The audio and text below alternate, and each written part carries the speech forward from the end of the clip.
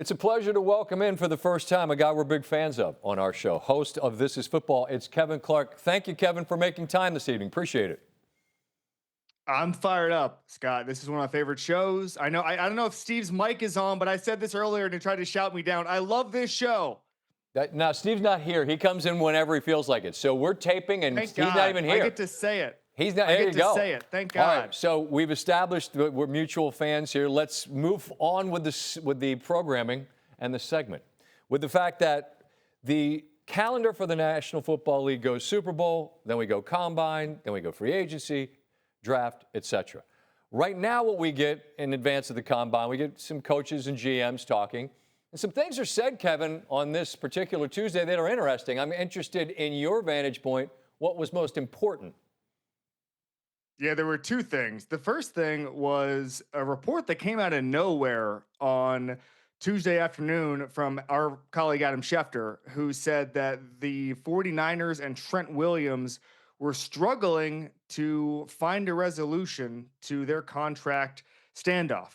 Trent Williams entering the last year of his deal. To me, there's only one resolution. That's to pay Trent Williams. I don't have many rules, but if the release of a player would result in that player becoming the biggest free agent at a position, left tackle, that basically no good player ever reaches the open market, you don't want to let that guy go, okay? You want to figure that out, and especially if there's a dead cap charge of over $30 million, which there would be. So for the Niners, a team that is all in basically every year, which is the reason that they struggle to fit all of these guys under the cap. They've got a lot of old, expensive players, Trent Williams being one of them. They're all very good, though. I think they're able to solve this. They have to. Otherwise, the entire tackle market is upended, and a contender. I mean, he's the type of player, Scott, where a Super Bowl could be determined by who Trent Williams is playing for. That's why John Lynch has to solve this problem. I'm with you. I exist in this place where I tend to believe that folks as good as Trent, things get figured out, right? We're of like-minded there. Now, A.J. Brown is an excellent player, but, man, enough talk goes on that I wonder, is this marriage doomed? And I don't feel like Philadelphia necessarily put those thoughts to bed on what Tuesday, did they?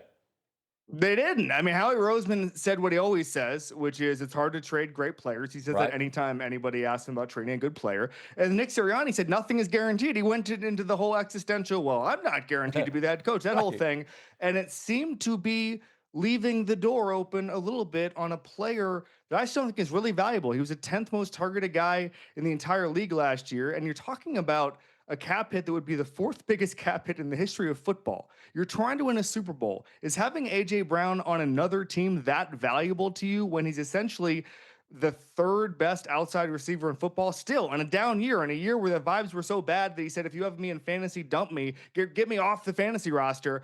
He was still pretty productive. And I think that space is the lifeblood of the sport, Scott, and he provides that not only for the Eagles in the rushing game, but Devontae Smith on the other side. You have to have him as part of your offense. He was not the problem to me last year.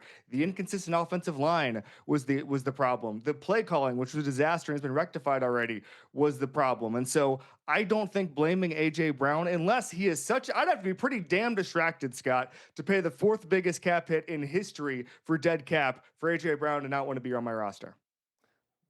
Everything you said makes sense, and yet it just, I don't know. That one feels like we could be hitting the proverbial fork in the road. Time will tell, as it always does. Now, this time of year, Kevin, the easiest thing in the world to do is sell optimism and say, you know, if the right things happen here, maybe things can turn around. And we saw nearly a third of the head coaching's positions turnover in this offseason. You saw Mike Vrabel go to New England and completely flip the script there. I'm not asking who is New England and makes a charge from nowhere to the Super Bowl, but who do you have optimism about that maybe they could trend in the proper direction? The Cam Ward fan club at this point is down to me, Dan Orlovsky, and Mike Tannenbaum. If you're out there and you love Cam Ward, please come to our Zooms. We're lonely, okay? But the Titans last year, there was some optimism here. After the bye, Scott, Cam Ward started to use his legs a little better. He got more comfortable in the pocket. He wasn't taking as many sacks, and the entire operation in Tennessee just wasn't professional.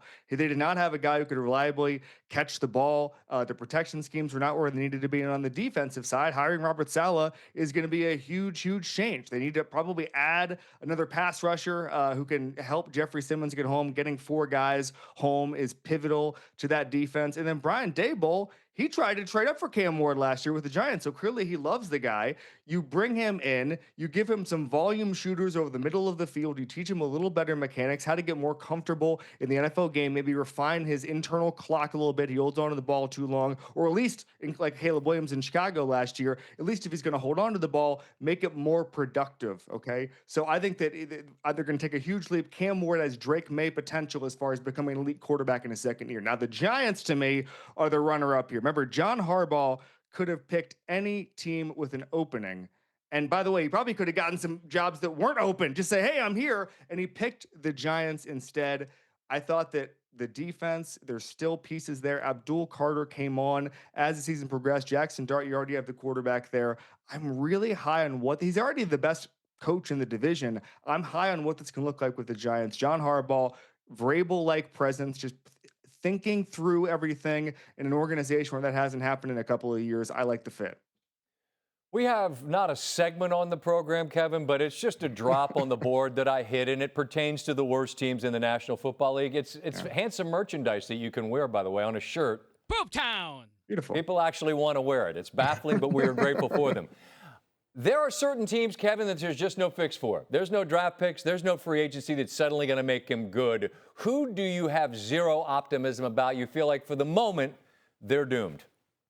Yeah, there's 2 teams, and they were bad last year. One is the Jets, which could be, I mean, they're poop. They should move to Poop Town. They could relocate to Poop Town full time. Aaron Glenn today said that play calling was his superpower. Well, if that's the case, why didn't you do it last year? And why did you wait weeks to figure out what your staff was going to look like this year? You almost hired Wink Martindale to call plays this year, even though it's your superpower. Not sure I get that. And then the Las Vegas Raiders. I'm growing increasingly worried, Scott, about Fernando Mendoza in his rookie year. This is a team without a lot of talent there. Nobody got stuffed at the line more in the run game last year. No offensive line gave up more sacks. I mean, in some cases, they're going to have to go young. They might be younger than Indiana next year. This was a team in Indiana last year that never made mistakes. The Raiders only make mistakes.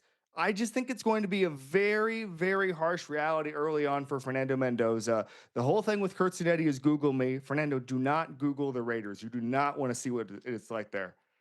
I'm with you. And I just noticed, I believe we have the same pen. Look at this, huh? You know why I have this, Kevin? I have this because I'm like Boomer and I talk with my hands and there's a heavy weight to this handsome Mont Blanc pen. You're just a fancy boy. What are we going to do? What are we going to do with our hands if we don't have this? Exactly. I don't know what I'm going to do. Right. See, you just wildly just start chucking stuff all willy-nilly. It's going to go off frame if I don't have it. Bring it back to center. Bring it back to center. There you go. Thank you. Bang, bang. I learned it from Lee Corso, the best. Boom, bang. Kevin Clark, in his debut, absolutely obliterating the bar for everyone else that makes their debut. I appreciate the time tonight. Man, let's do this more between now and whenever, the future. I'll be here. I got my pen. He's ready to roll.